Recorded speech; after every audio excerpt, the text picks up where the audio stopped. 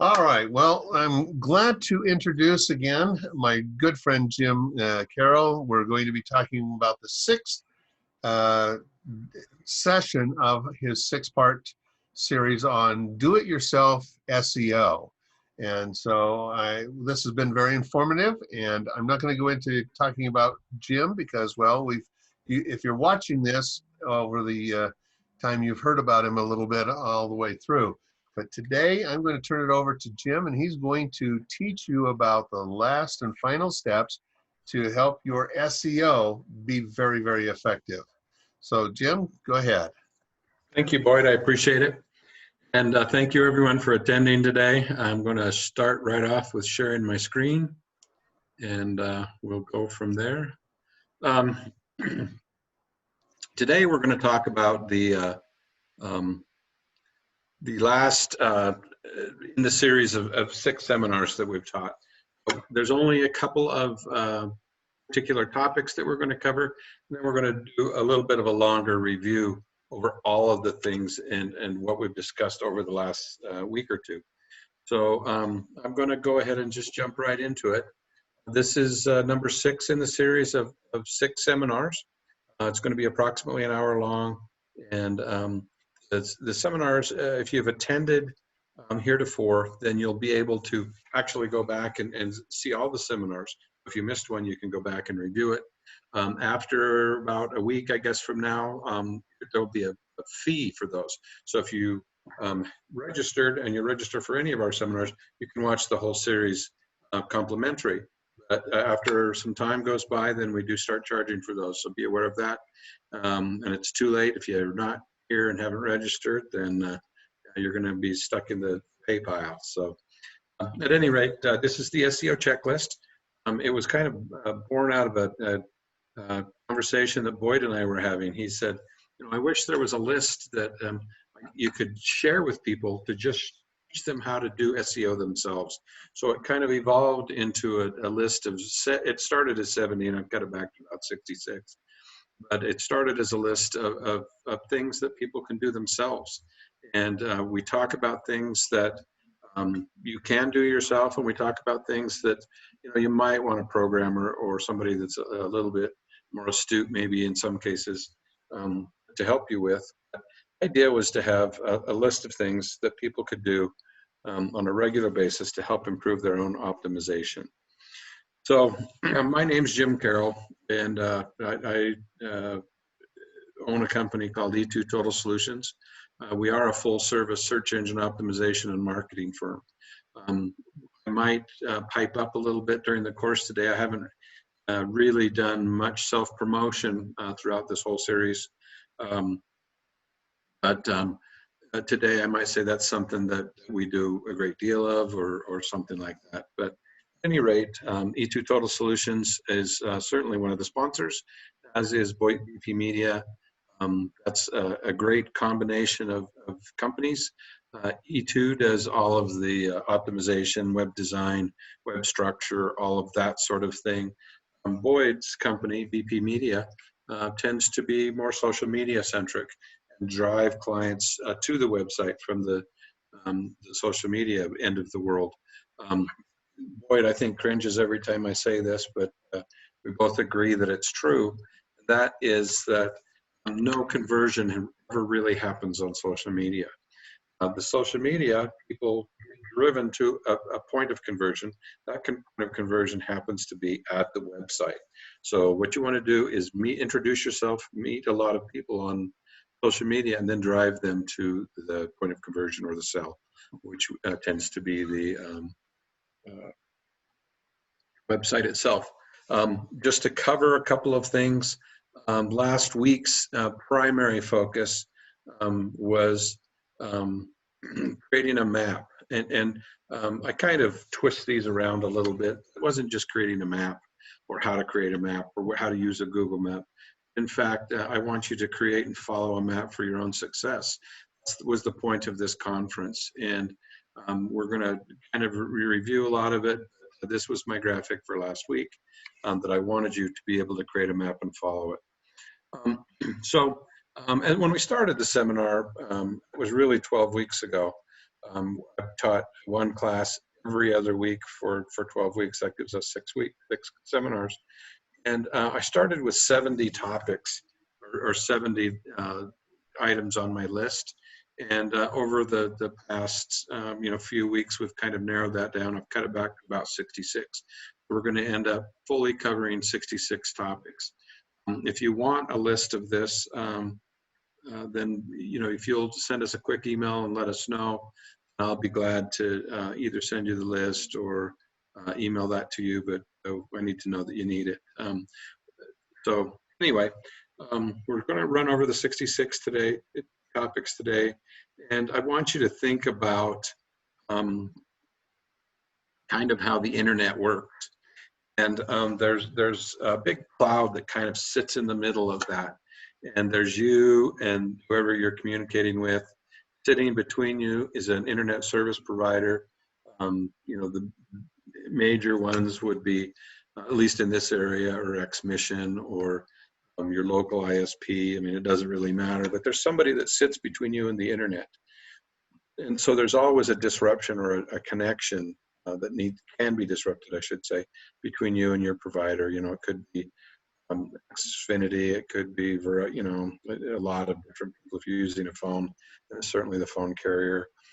But then there's people like Google and YouTube that link directly into that big cloud of things. So you're having to take a jump through an ISP. They effectively are an ISP, effectively. So at any rate, think about speed and connectivity and who you really want to get involved with. So you've seen this graphic a time or two during the last 12 weeks, and I can't emphasize enough how important this particular piece of pie is to me. And if you look again at this primary 1/3 of the pie, it talks about all the technical things that I kind of go crazy over. The meta descriptions, the meta content, just the on-page content. What does that look like? H1 tags, alt tags, descriptions, blogs. We should include in this graphic keywords. That would be embedded here in your primary content as well as into the metadata. And then if you're blogging about your best keywords, if your H tags include your best keywords, that's kind of a winning scenario from the website perspective itself. Social media relevance. It hasn't been that long ago. I remember when I started in optimization, there wasn't even really a Facebook. And so that's all evolved, and social media's relevance has increased over time to the point of it being a full 1/3 of the puzzle. Link building was there in the beginning when Google was founded. It was part of the core algorithm that Larry and Sergey used to create value or worth. And even today, if you'll think about it, there's so much applied to the value or the worth of a search.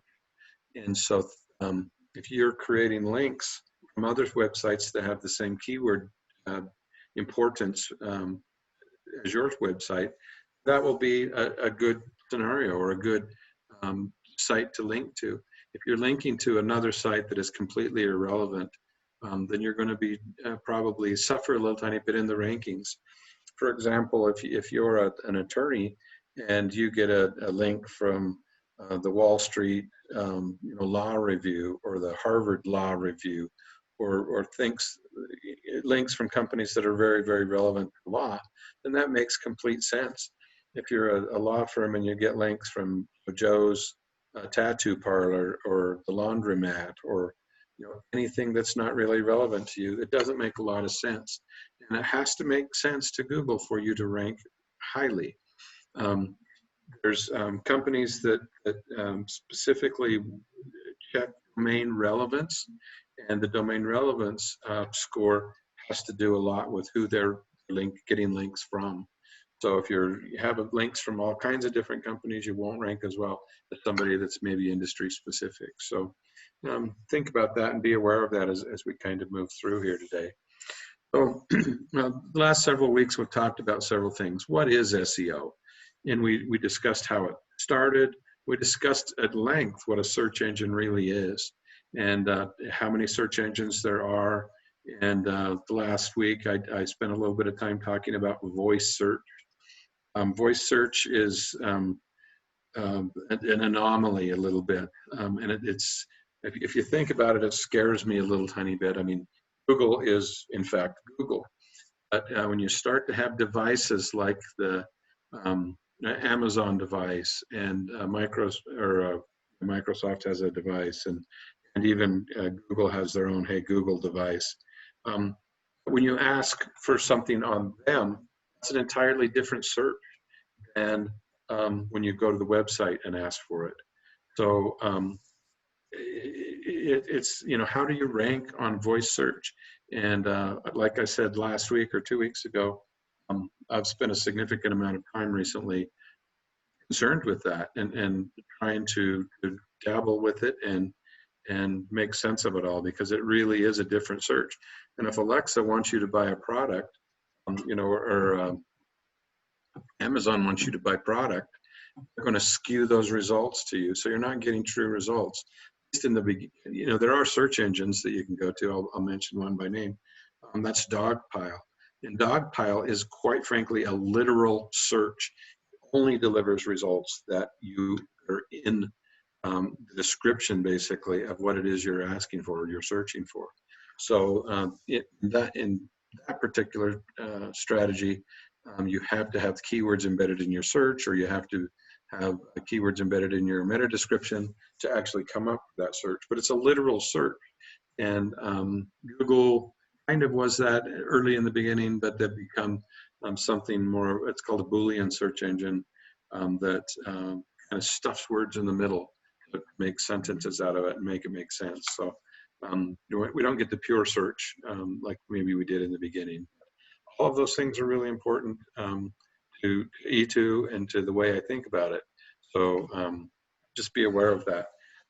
We've discussed the fact that most search engines, well, all search engines are just a big machine.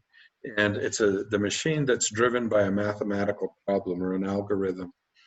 And this is a great picture, I think, of a machine and with a math problem behind it. But you know, there's added things that are starting to happen.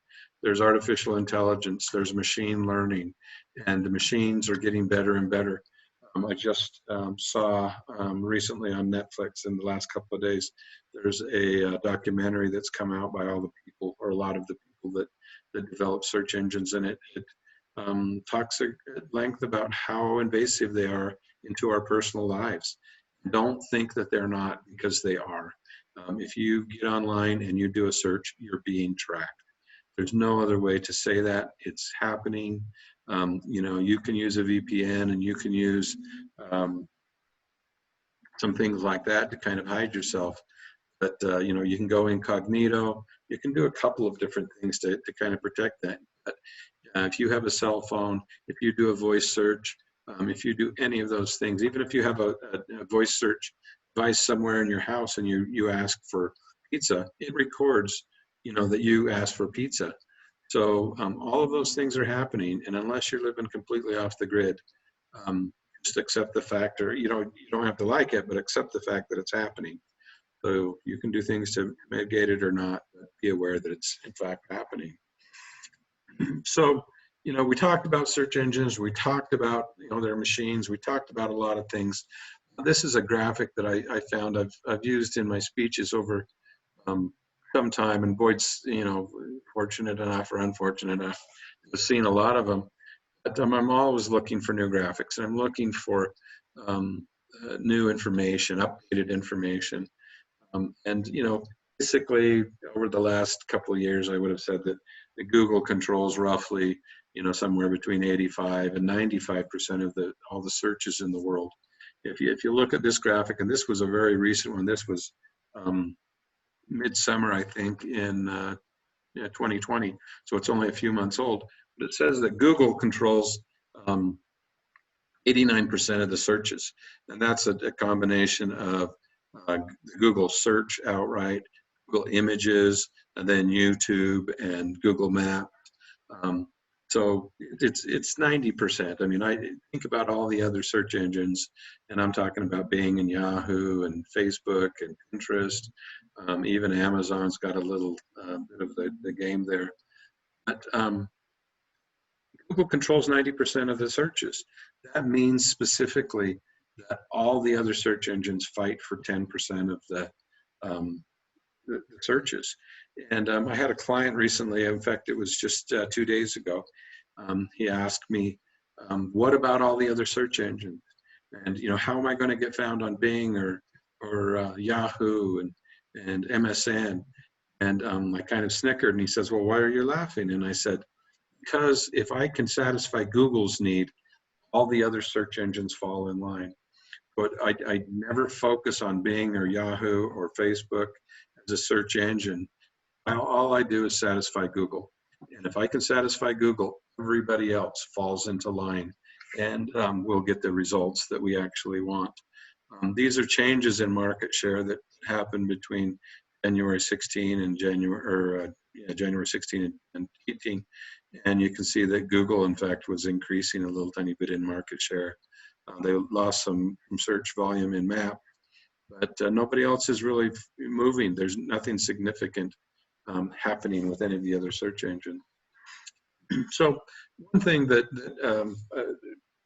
both Boyd and I became aware of as we started down this road or down this process, I guess that vicariously we were both very much aware of it, but how many things that are off site or off page actually affect how you're viewed in a search. And so we kind of came up with this next couple of slides of graphics. And did you do your research? Did you do your market search? Did you do your keyword research? Or have you done information gathering or data gathering? All of those things encompass even just starting a business or starting a website or starting a social media account. If you have a social media account that is bombarded with 10 million other posts or search, you're going to get lost in that fray. You want to create a kind of a unique niche or market for yourself. So, before you even start down the road with social media or web design or a website, you pay attention to any of those things. Those are all pre-website stuff. When you get to the on-page stuff, there's, did you create a sitemap? Have you, what program are you building it in? Where are you hosting it? I had the pleasure of this happening, and I never thought that it actually would. But I recently, last week, did a search on a website, and they got both a mobile device and a desktop device score of 0 out of 100. Both devices, their speed was so poor they got 0 out of 100. I guess I kind of expected it to happen someday. I finally did. And that website will never, ever be found. They don't have a Google My Business page. They do have an HTTPS, but at the end of the day, their speed is so horrifically poor that they will never, ever render in an organic search, at least in the top, say, 500 pages or something. So you have to pay attention to those types of things. That was all on-page stuff. The off-page stuff is, and it's considered off-page, but do you get appropriate links from other sites? Do you do activities like sponsor an event? Think about if you're sponsoring an event and a newspaper article picks it up, and then create a link from their online version of their newspaper to your website or your web page. You have very little control over that. That's a great way to create a link, a relevant link. Do you have links maybe even from the Better Business Bureau? How relevant are you on other platforms like Pinterest or LinkedIn or Instagram? All of those things are not really on your particular page. They have a great deal to do with how your site's going to rank. Google cares a great deal about relevance and all of those things. That everything else pile kind of gets stuck in with social media. You monitor your reputation. Are people saying good or bad things about you? We have a product that we carry and helped create called Reputation Revolution. And that's specifically because our clients needed to be able to see their reputation and manage their reputation. So that's something that became very, very important to both Boyd and I. Excuse me. So are you on YouTube? Do you have other people posting to your YouTube channel? Do you let your YouTube channel be seen by other people, or is it locked down? What is the purpose of that? All of those things matter. Are you keeping up to date with the algorithms, the changes? You guys have all heard me talk about the core update, or the Web Vitals update that Google recently did, and we're going to cover that a little tiny bit more towards the end of the presentation. But all of these things matter to us. And at the end of the day, you're trying to cheat Google, or are you trying to use white hat? And I guarantee you that if you're using any type of black hat technique, that you will get caught and you will be punished accordingly. I've said this many times, and that is that there's only reward and punishment in the Google world. There's almost nothing that's neutral. So either you're going to be rewarded or punished. And duplicating content, actually even using automation. Google doesn't like automation. It's okay for them to create spiders and crawlers and send them out and look at all of our websites, but they don't like us to be able to do it. So when you can, try not to automate things. There's certainly situations where we do. At the end of the day, we want to minimize that, or at least make the code look like it's not really bad. And just think about Google in particular. This is like a line of robots down here, and you can see how Google wouldn't want that. Google is really, really centric to the end user. And if the end user thinks they're being bombarded with automated messages, that's not a good thing. So don't let automation run the show. It's an important part of all of our processes, but we want it to be managed and under control. So we're going to jump in to the last 6 steps today, and those steps are 61 through 66. We're going to talk about them, then we'll jump into the review part of the show. So 61, I'll read them to you real quickly. Run a Google mobile-friendly test. Always check your mobile speed, keep it up to date. Test your website with different resolutions and different browsers. Delete all pop-ups. Confirm your call to action words are in place. Consider and implement advanced mobile pages or accelerated mobile pages. So we'll jump in and go through those. So there's a bunch of different products that you can use to test your mobile-friendly scores. Google PageSpeed Insights is the best. And then there is a mobile speed test that Google also provides. There's couple of other companies. GT Matrix is the one that is the most common that I see. That's a free service. I think they also have a paid version, but the free service does everything that you need it to do. But between those 3 that are posted right there on that slide, you can pretty much accomplish anything. The Google PageSpeed Insights is very valuable.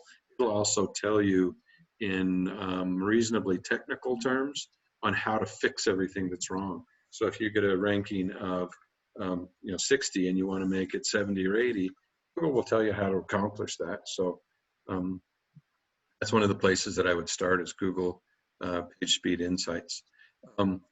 Testing your website with a variety of different browsers is always a challenge. And I have a couple of paid products that I use. There's a free one called SmartBear. And what you want to be able to do is go in and say, I use a Firefox browser that was the 15 or 16 version, and see how that reacts. Every time there's an update, those websites load differently. And I in particular like to keep all of my browsers up to date and everything, and generally they render most websites the most efficient they can. Occasionally I'll get one and it renders incorrectly or wrong to me, and so I'll go back with my tool and see how did it register with the last version of my browser compared to this version. Then if you change the resolution, it also can expand or contract based on the browser, the how it's understanding that information that's being pushed down from the server. So generally speaking, I want everybody to be on the most recent version of every browser and the most relevant resolution. They generally don't change resolutions, but with people being more centric to their phones today, resolution becomes a big issue. And how much are they going to render of every image, and how long does it take that image to load? I mean, speed has become such a relevant and important part.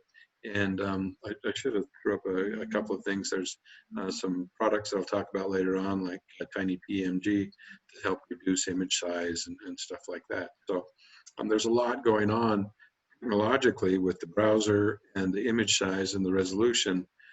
So be aware that you need to manage all of that. This one is actually a client of mine, and you can see that there's a great big huge pop-up here. I really just signed this client in the last week, and the very first thing that I told him to do is let's get rid of that pop-up. And people like pop-ups for a variety of reasons, but the way Google sees it, and that's a great question. You need to ask yourself just about everything. How does Google see it? And so Google, the most recent Web Vitals update, one of the functions of that update was to punish any of the sites that use pop-up. And we all think, hey, I want to be able to harvest the names and email addresses of everybody that hits my website, and I'm going to give them a free book or a free PDF or whatever it is that you're using to help draw them in and give you that information about their name and email address. But Google looked at it a little tiny bit differently in this most recent update. And what they came up with is that it puts a barrier between the end user and the information that they're asking for. So if I searched for avalanche safety online, then this website, brassavalanche.org, would be a great website to actually go look at. But as soon as I'm 10 seconds in, this thing pops up, and it's trying to talk me into taking an avalanche safety course and some other stuff. Well, all I really wanted to know was avalanches, and all of a sudden now I'm being prompted to take a course. So Google has determined that we don't like pop-up. So if you have a pop-up and you're giving away free stuff with your pop-up, bury that on a second or third or subsequent page if you must keep it. But I would certainly recommend on any home page, please get rid of it. These guys, I think we're just going to turn it off altogether. But it's a serious problem the way in Google's eyes, which is all that I care about. The other thing that we want to talk about is your call to action words. I've got a great slide a little bit later on that talks about that. We're going to go past that pretty quickly. And then 66 would consider implementing accelerated mobile pages. Google does crazy things sometimes. And for about 2 years, they had been saying, or 2 or 3 years even, we're going to create this mobile index or this different index. And what they were doing was basically they had 2 indexes that they were using. One of them was the Google desktop index. The other one was a mobile index. And they've been threatening all of us developers for a couple of years. We're going to switch to this mobile index. And we at first kind of freaked out because how do you make something load very quickly on a mobile device? Well, you get rid of all the JavaScript, you get rid of all the cool coding, you take out all of the cool stuff. But from a programmer's perspective, we were thinking, gee, that's really a step backwards. And if they want us to strip out all the motion and the cool stuff, How are we going to keep somebody's attention? So to developers, it generally was thought of as a big step backwards. The accelerated mobile pages overcame that a little tiny bit. They finally came out with some criteria that we could use and some code that we could use and some approved motion and scripting that we could use. Loaded quick, and it still loaded a little tiny bit differently. Google threatened this and threatened this and threatened this, and we kind of got tired of them saying it. We decided that they were, as developers, let's say, we decided that they were crying wolf a bit too much. And then one day, a little over a year ago, they just did it. They warned us and warned us and warned us, and then they just did it. And we all freaked out for a second. But then what they told us was that we're really going to use the desktop index, and then we're going to use the mobile index. So depending on what type of device is requesting the information, that's how we're going to render it, or where we're going to render it from. So that made everybody calm down a little tiny bit. Well, in the last update, the Core Vitals update, they said point blank, we're dumping the desktop index. We're going to use nothing now, the mobile index. So now everything that's being served or searched for, I should say, is being bounced off the mobile index. So if we would have all listened, I guess, to what Google was saying a while ago, then we would have already added the accelerated mobile pages. We would have made sure that our code worked and loaded quickly and done all those things. We have to the largest extent. There's always an anomaly, but at any rate, mobile speed has become significantly important to Google, and their last update proves that. You kind of have to think about it. I said earlier that they care so much about the end user and how the end user sees things. Well, if you yourself in that perspective, and we kind of all are because we use our phones, but how long would you wait for a website that took 10 seconds to load? Not very long. How long would you wait for something that took 6 seconds to load? Or the first paint? The first paint is the first image that pulls down. What if the first paint doesn't happen for 10 or 12 seconds? Would you wait for that? Absolutely not. You'd move on. So even if you if you don't render the whole first page, have the first paint, which might be a smaller static image or something that comes up, or something with a logo that comes up, and if you're looking again for this avalanche, brassavalanche.org, and you type in avalanche, and if just their logo that came up and said branch avalanche safety, you might stay on that at least till the second and third paint, until the page actually loads. If something came up and said, you're looking for avalanche safety, and something like Rosenau Ski Company came up, that's not relevant really to the search of avalanche safety. It's relevant maybe skiing, but it's not to your search. So how long would you stay there? You'd bounce pretty quick. So you have to consider how you're searching, what you're letting your site load, and how you're delivering that information. So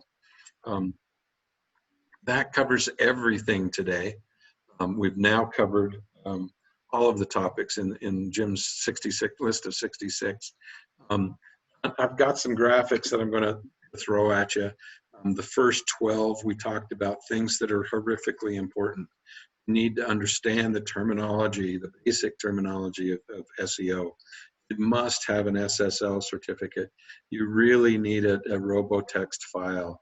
You really need to use Google Webmaster Tools. It's a great idea to use a friendly URL or an easy to read URL. A lot of times I like to make those with hyphens. My website is e2-es.com for E2-Total Solutions. So, use things that are really important to you. And so my graphic, if I kind of had to have one, would be understand the SEO basics. Understand,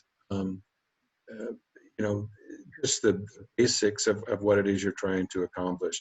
When somebody starts to talk to you about link building, you want to know what that is. When somebody wants to talk to you about ranking or strategy or social networking, what are those things, and how do they really play into the game? So, take control of yourself and your website and start to pay attention to those things. In the second week, which was 13 through 25, we talked a lot about mapping, Google Sitemap, using the Google console. Load speed started to play a role in this particular week. We talked about, using lazy loading and having title tags on your pages, which is important the way Google sees things. So I kind of created a graphic for this one. This is this is actually High Sky RV Parts, which is another one of my clients. They get a mobile speed of 86, which is pretty darn good.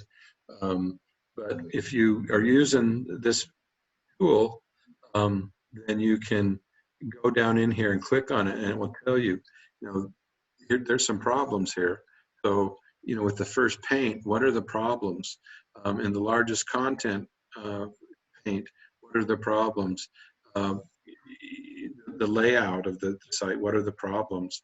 So this particular client, 86, I think is pretty darn good. It was 95 or something, but we're still working with him. So we'll get to that point, but this is something that we look at, something that we care a great deal about. So you need to pay attention to all of those things. So the third week we talked about meta descriptions and optimizing your site for Google site links, using H1 tags on all of your pages, adding text content on your site, optimizing for E, beautifying your styling. So this beautifying your styling is kind of interesting. Google doesn't really care that much if you have orange type or green type on an orange background or something. They'll actually look at the type and see what it says and make sure that there's a keyword. Do all of those types of things. They don't care if it looks ferocious, but the user does. And so ultimately, Google does care. They want to display the sites that mean the most, are the most relevant to the search provided by the surfer, the keywords put into the search by the surfer, the user. So if that tends to be a page that is pretty, and the more people are going to go there, more people are going to like that, before they're going to reward that page a little tiny bit higher. Even though the site that is orange and green might have all the relevant code and tags and everything, they're not going to get the traffic, and it's because the surfer doesn't like them. Google will see that and punish them or reward them accordingly. So we definitely need to create a good looking site, as well as using Google Sitemaps and things like that. Fixing all the meta description.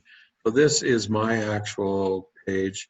There's a slider here, and this tends to be a golf shot, which I like, so I stuck it in on my own website.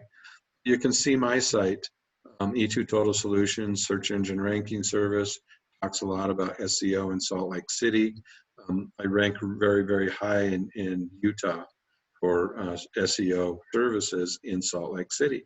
That shouldn't be a surprise, because look, right there at the top of my H2 tag, it says SEO services in Salt Lake City. The thing that I'm rewarding the surfer for, the user for, is there's a phone number right there at the top of my page. They don't have to scroll down. They don't have to search. They call me right off the bat. They land on this page. It's real clear. SEO service in Salt Lake City, call that phone number. And I'll give anybody a free consultation. So right off the bat, you know what this page is about. Ironically, I'm just going to tell you guys that all of this meta description right here is the same code or data that creates this page. So I took this page and just turned it into code. That's exactly what it looks like. So some of you don't read code. Some of you never plan to read code or know anything about it. This is what ultimately turns into this. This is a graphic that I threw in there because it talks about the communication channel between the computer and the end user, how much, information has to flow back and forth how much does it, does it take for it to make sense? But just be aware that a beautiful site like E2 is really just a bunch of numbers and code and stuff that sits behind it. So the next week we talked, it was 39 through 52. We talked about video optimization. We talked a lot about videos, checking internal linking strategy. And remember, there's two types of links. There's an internal link as well as a inbound link from another website. So if I have an article or a blog that I wrote about SEO services, then I should link that maybe to my home page, or another article that I wrote about linking or SEO services. But that's different internally because I'm creating links, or I'm creating an easy path for Google to find all of the information on my site about link building or about linking services. If there's another site that's off, another page I should say, that's off my site somewhere else, let's say one of my buddies that also does link building, and he links to my site, well, that's why links are so important. That's the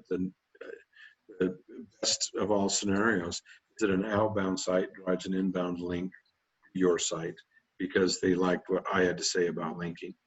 So you can do that on a very professional level. I have 3 or 4 colleagues that are all over the country. One of them is international, and we frequently write blogs and then link to each other's website. I might send a quick email to my 3 buddies and say, hey, I just wrote this really cool article about link building. Why don't you read it? And if you like it, send an inbound link. So they will, one of their articles about linking, say, if you want more information, here's some more information about link building, go see Jim Carroll's site.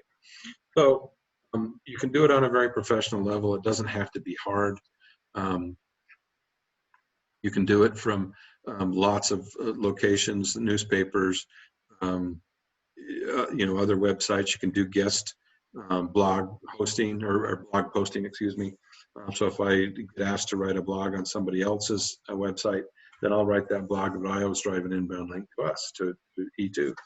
So there's a lot of different ways to get links. You can call and ask the webmaster for links. You can, but you need to be careful. You need to monitor them, make sure they're coming from someplace relevant, and all of those types of things. If again, if you're an attorney and you're getting a blog from a laundromat, it doesn't make a lot of sense. So be careful with how you do that. But learn how to do link building, and maybe even dedicate a little bit of time every month to link building. Say I'm going to take a half hour and contact some of my suppliers, for example. If you are I'm going to stick with my laundromat scenario. If you're a laundromat and you have a supplier that sells you all of your new washing machines, that's a great link. You have to make the effort, call the supplier, get a hold of the webmaster, ask them to create a link into your website, give him your website, and then have the capacity or the ability to make sure he's created that link for you, to prove that you've got that link. So you need something like one of our link tracking tools that we have on SEO in 360. That there's several of them there, and I would recommend that you get one of those. But this is how complex of a strategy it can actually be, with all these different types of links crisscrossing all over the world. You can see that the most important websites are the ones that get bigger.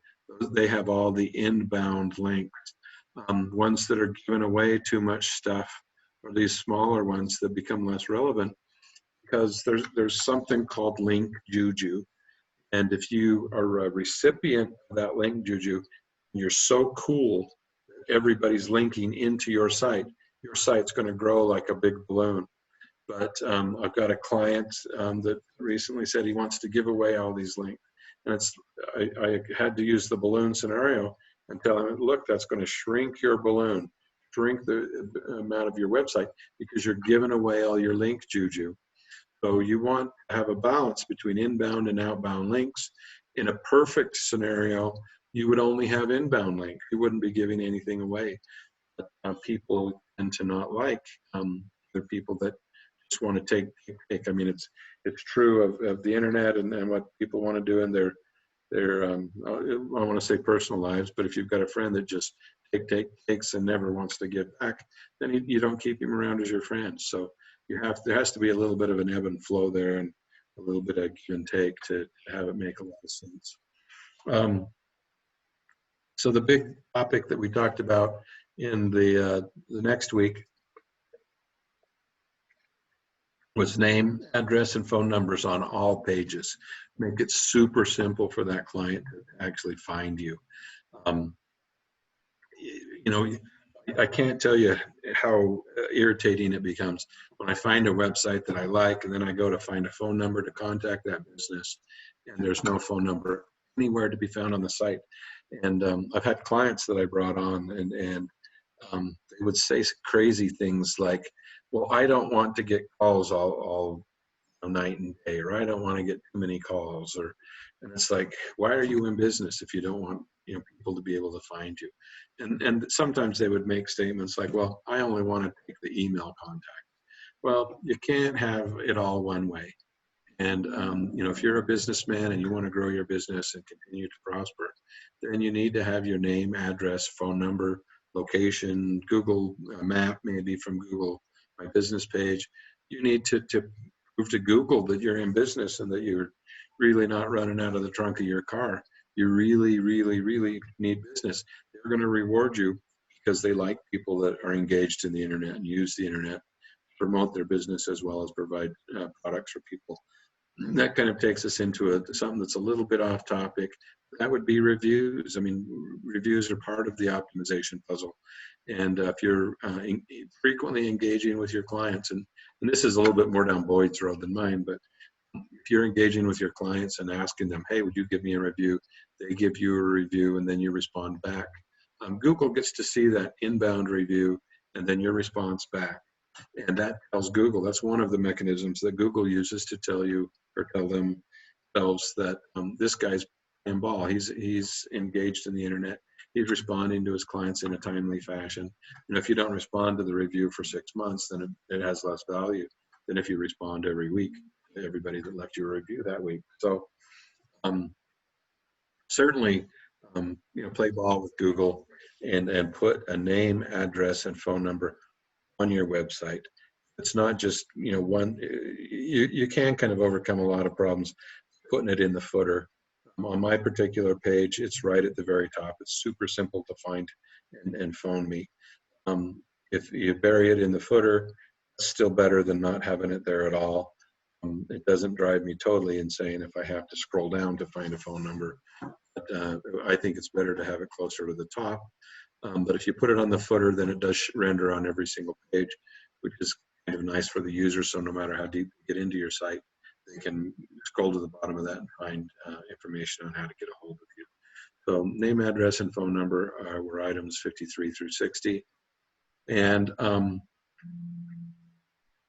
60 through 61 was all we were talking about.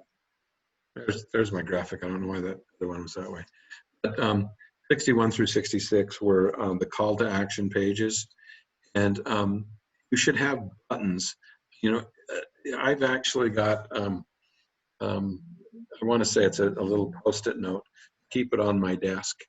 And it's actually 2 Post-it notes that are kind of taped together. And there must be, I don't know, 40 or 50 call to action terms that are on that card. I can look at that card and say, oh, I want to use this one, or oh, I want to use this one. Think of how many different terms you can actually use the call to action word. Here's just the 8 of them that are real simple. Sign up now, add to cart, view basket, download now, view offers, search now, gift ideas, helps and support. Help and support is a call to action word. If they're on your site and lost or something, they need to click on the button, help and support. The number of call to actions that you can have and the strength of every one of those terms is really, really important. You can also start to consider the color. There's a real science to colors that are behind each one of these words. Green or blue is a real friendly, trusting type of color. A red sometimes tends to be more of an alarm color. So you know, if you have something that they need to download, you might put it in yellow or orange because it'll call attention to it. They need to be aware they're downloading something. They're taking an action to get something accomplished. Signing up now is a little bit more passive than download now. So it's a fascinating topic to me. Having powerful call to action words is very, very important. So make that all make sense to the end user, to the surfer, to Google. So every week so far, I've had a bonus schedule, and today's was specific to localized ranking. We want to rank local. And so there was a couple of things that were important. This is actually a picture of Boyd's graphic right there from his website. But in bonus, or to rank local, you need to accomplish a couple of things. Certainly, you need to be very relevant. Distance to the target, or from the target, I should say, is very important. Prominence is also important. Is your business well known? That's very important. So all of these other things, structured data, Google My Business, proximity, city and state in the title, linking from another local site, being relevant to the search, and having yourself in a local directory listing or a group of local directory listings are all things that you can do, specifically rank local. I've just brought on a clinic down in Utah County. Their primary audience is going to be, ironically, just women. It's a men's and women's clinic, but their audience is going to be mostly women that are encouraging their men to go to this clinic. So we're focusing all of our marketing campaigns specifically to women that are 55, that are that age. We can be very, very specific. And we're not going to get somebody to fly from LA or New York and to take care of their services at their clinic, but anybody in Provo, and certainly even in Salt Lake. I think Ogden might be a bit of a stretch, but certainly they're going to want people to come from that far away. Search engine optimization is oftentimes hard work, and it's often a little bit repetitive, but it always pays off. This is a great graphic saying that it's worth the work. There's a lot of storms and a little bit of thunder and lightning and hail along the way. It's worth it when you get to the end. It's telling me I need to speed up a little bit. I want to encourage you guys. SEO is in fact a process. The process is that you measure, you adjust, you remeasure, and then adjust again, and then repeat the whole process over and over and over. It's never ending. And anybody that tells you I can get you there and then you're done, it's absolutely a lie, because it's a never-ending process. A site that ranks well today won't rank well next week or next month or next year. So you're always having to tweak it and tune it. Google tweaks and tunes up their algorithm. Their Core Vitals was a major update. That's why it's called a core update. But it's been argued that they tweak their algorithm as often as 5 to 7 times a day. So they're always tweaking it. You always have to be tweaking it to stay on top of it. I want to thank Boyd for sponsoring part of this series and being a partner. And there's a couple of websites that you can go to. SEOin360.com is a great website for tools that you need to do your search engine optimization.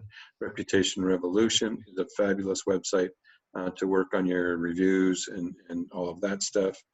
BP Media is the best way to go when it comes to social media management, all of those things. I also use BankCode and MyLocalPro.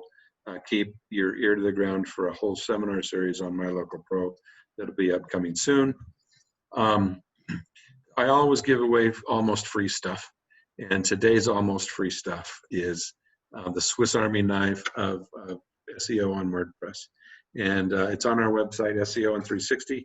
It sells this morning for $39. But if you, for the next 24, maybe 48 hours, I'm going to leave it at 1 cent. I can't give it to you for free because the way that we process our credit cards, it requires that there be some amount in there. We tried to do it with 0 cents, but it requires 1 cent. So I will charge your credit card 1 cent. If you want to go ahead and grab that WordPress plugin, it's called the Rank Math, and that's designed to help the website owner get access to all the tools that they need and measuring of that website. So that's my free offer for today. I always end with a great quote. And this quote I used a couple of years ago in one of my presentations, but it's always stuck with me. And Aaron Wall, who's an SEO guy, said this, and that is that success of any page should be measured by one criteria and one criteria only. And that is, did the visitor do what you wanted them to do?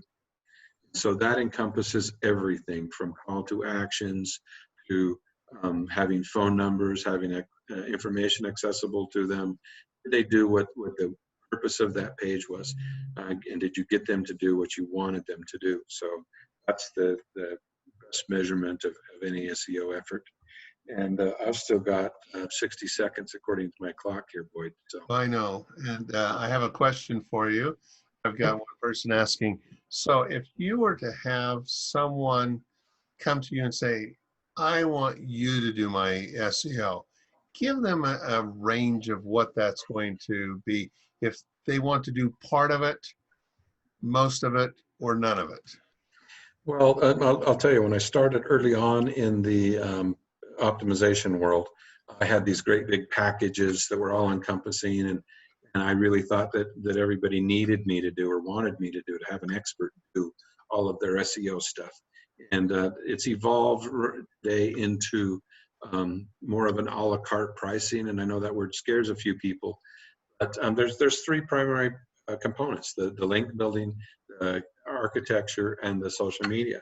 So if somebody comes to me and says, I want some help with my architecture, my link building, my daughter really, really likes to do SEO or social media, excuse me, then I'll just price, the link building and maybe the architecture fixes. The architecture is pretty simple. There's some ongoing stuff that happens there, like I might want to include blogs, which would provide fresh content. And nobody really understands link building. Almost exclusively, we have to do the link building, but you can do it yourself. It just, most people don't understand it, and it's too time consuming. I've actually told people, here's how you do it, you go do it. And they came back a few months later and said, I've only got 2 links. Oh, you take care of it. So the price it's hard to give me a number. I know that. So it's tough. But, we try to automate, and I should say this, we try to automate as much of the process as we can. We use almost exclusively Boyd for the social media, and he's got some automated tools that makes it super simple. The link building, it's a process, and we've got multiple channels to do that, and we automate as much of that as we can. And the structure, there's a lot of handwork involved in the structure with writing content and fixing content and doing keywords research and all of that. So, it can be, I've made offers for as little as a few $100s a month that were ongoing to tens of thousands of dollars a month were ongoing, based on the size of the site, what the person wanted to accomplish. A 6-month commitment at $10,000 a month is pretty significant, but not everybody's like that. I would say the middle of the road might be, $1,000 or $1,500 a month for at least 3 to 6 months, and then we measure where we're at. The thing about optimization that most people really don't understand is that it takes time. So I almost never write a contract that's less than 6 months, but that takes us that long to make a change, Google to understand the change, and then rank that change differently. So usually, I can't give you a number, but $1,000, $1,500, 6 months, it works. I hope that works for them. Yeah. Okay. And then, of course, your site is e2-ts.com, which stands for E2 Total Solutions. And so I wanted to make sure that they understood that. Of course, there's his Facebook page, and he'd love to have you give him a review on especially this series. So if you're seeing this, if you've been on here and you've seen all 6 of these, or you're watching them after the fact, go to his website or to his Facebook page and give him a review, because reviews are very important.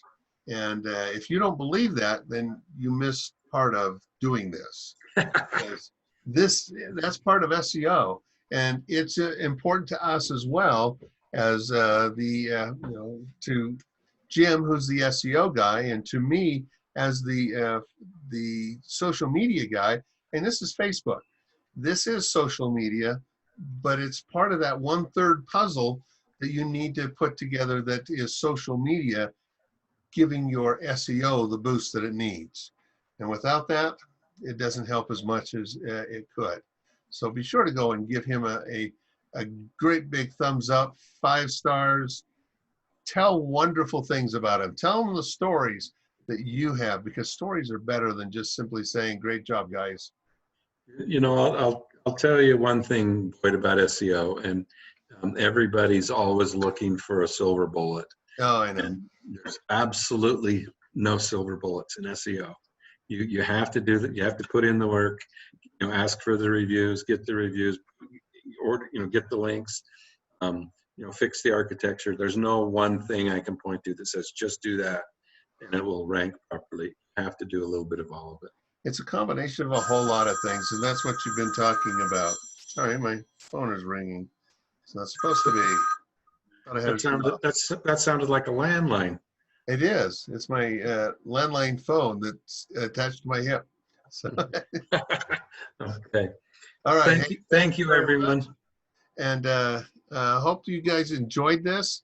Thank you, Jim, for putting it together. And next week, I'm going to be doing a class on Pinterest. Is it the right thing for your business or not?